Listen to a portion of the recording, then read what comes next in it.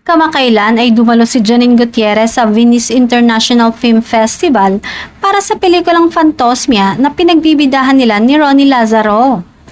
Isang malaking karangalan para sa aktres na mapabilang sa mga artistang naging bahagi ng naturang International Film Festival sa Italia. Sobrang I am all the more inspired now. Sobrang pangarap ko mag-Venice and these types of film festivals.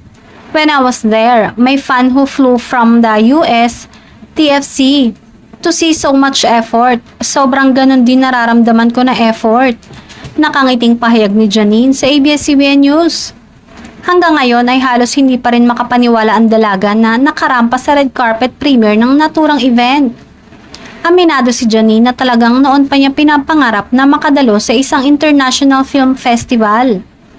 Nakatanggap ng standing ovation mula sa mga nanood ang pelikula ni Janine.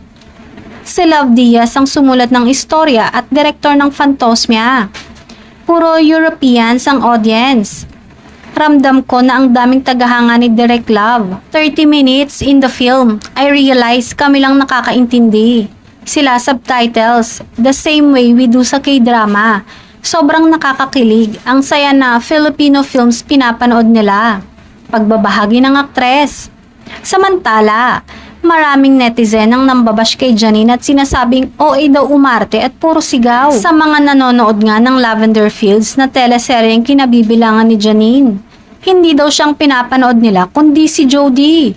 Dahil wala daw kagana-ganang umarte si Janine at ang dahilan daw ng pag number 1 sa streaming platform ay si Jody at Jericho.